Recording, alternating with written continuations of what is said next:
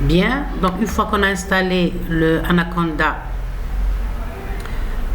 Python, ok, donc on va essayer de l'utiliser pour pouvoir créer des codes, c'est-à-dire des programmes. Bien sûr, je vais utiliser principalement la programmation Python pour coder les différentes méthodes d'optimisation, entre autres la méthode de descente de gradient, parce que c'est un langage qui contient des librairies efficaces pour le traitement algorithmique de ce type de méthode.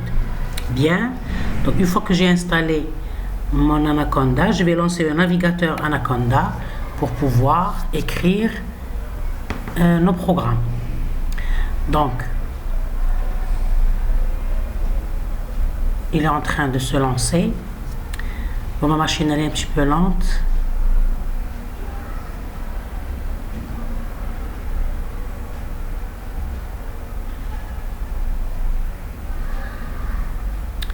Bien.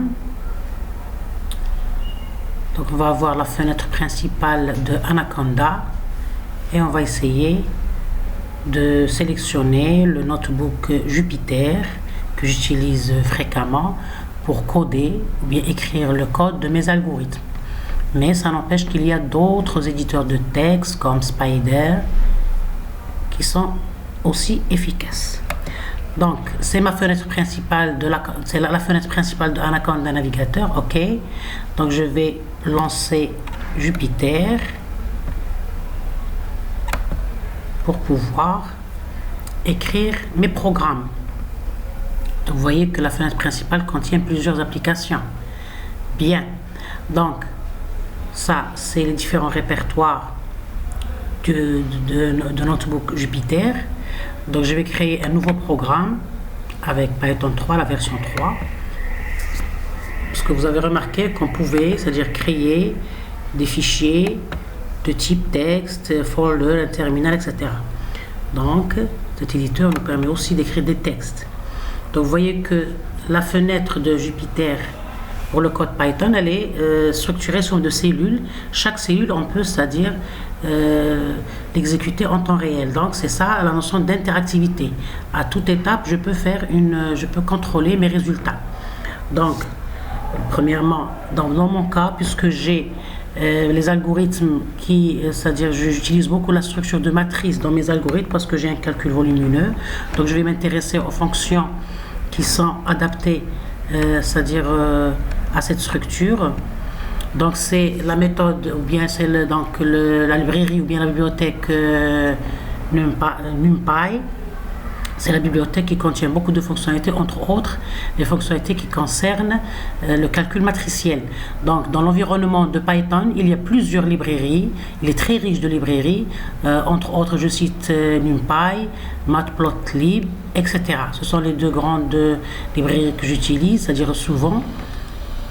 Donc NumPy est une bibliothèque pour le langage de programmation Python. Elle est destinée à manipuler des matrices ou des tableaux multidimensionnels ainsi que des fonctions mathématiques opérant sur ces tableaux.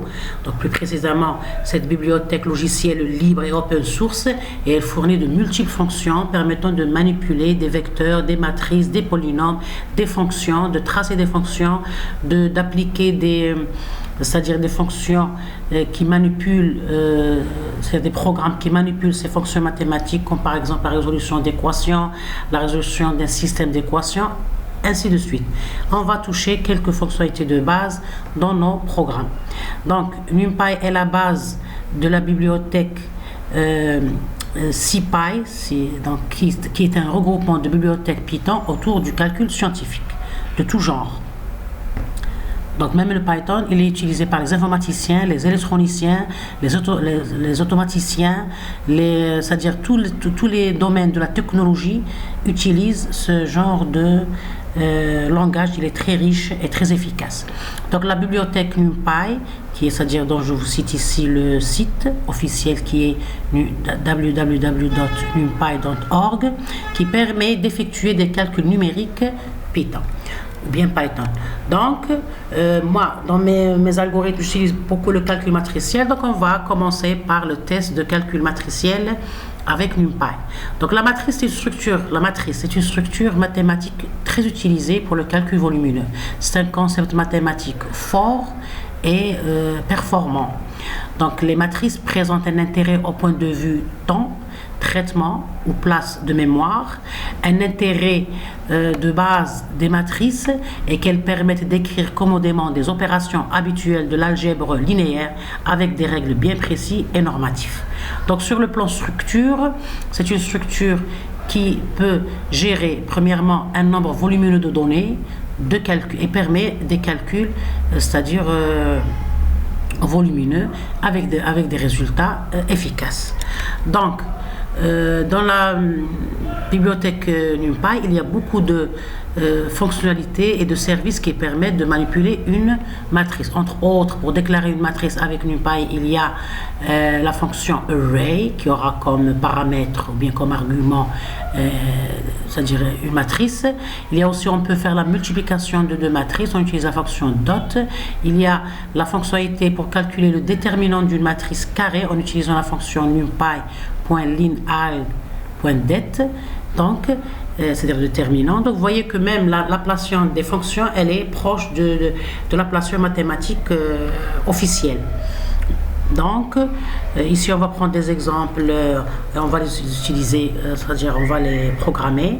Il y a d'autres, par exemple, linH.déterminant, linH.inv pour inverser une matrice, .ing les valeurs propres d'une matrice, I c'est la matrice identité, etc., qui aura comme ici, comme déterminant, la dimension de la matrice. Donc, ce qui permet de réaliser des calculs matriciels utilisés en algèbre. Donc, nous allons travailler en interactivité en utilisant bien sûr le notebook Jupyter avec Python. Donc, je vais revenir à ma fenêtre du navigateur Anaconda.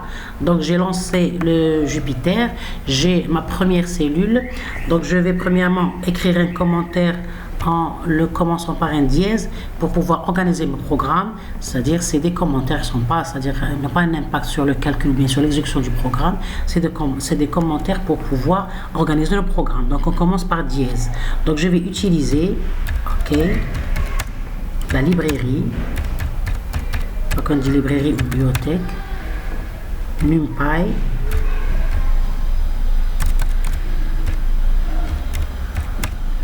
pour des calculs matriciels. Ok, bien, matriciel, très bien. Donc je vais déclarer une première matrice A par exemple avec la fonctionnalité. Donc c'est avant de déclarer la matrice, je dois importer dans mes programmes la librairie NumPy pour pouvoir utiliser import, pour pouvoir utiliser ces fonctions, bien ces services. Donc import NumPy, d'accord. Maintenant, pour ne pas, parce que ici, pour déclarer la matrice, je vais utiliser NumPy .array et je vais déclarer ma matrice. Donc pour ne pas, c'est-à-dire utiliser le nom ici qui est assez long pour faciliter la programmation, mais l'écriture de mon programme, je vais faire une abréviation, bien un raccourci. Donc import NumPy as MP par exemple. Très bien. Donc au lieu d'utiliser tout ce mot qui est long, je vais utiliser le MP array et je vais déclarer ma première matrice ici que j'ai déclarée pour faire des calculs, des exemples. Donc j'ai la matrice A qui a 2 lignes et 3 colonnes, donc 1, 2, 0. Donc ici, pour déclarer la matrice, j'ouvre un crochet. D'accord. Donc 1,2,0.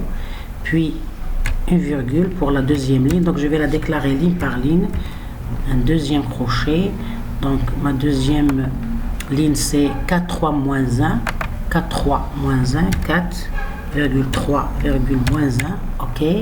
Et puis, puisqu'on a plus que 2 lignes, donc je vais ajouter un autre crochet au début et à la fin. OK. Donc, je vais afficher ma matrice et je vais exécuter ma cellule avec le raccourci Shift Entrée. Donc, vous voyez qu'il m'affiche ma matrice qui a 2 lignes et 2 colonnes. Donc, la matrice, elle est déclarée ligne par ligne. OK. Donc, on a la première ligne, c'est 1, 2, 0. La deuxième ligne, c'est 4, 3, moins 1. Et on a 3 colonnes. La colonne 1, 4, 2, 3 et 0, moins 1. Très bien. Donc maintenant, je vais déclarer ma deuxième matrice pour pouvoir tester les autres calculs matriciels. Donc c'est toujours MP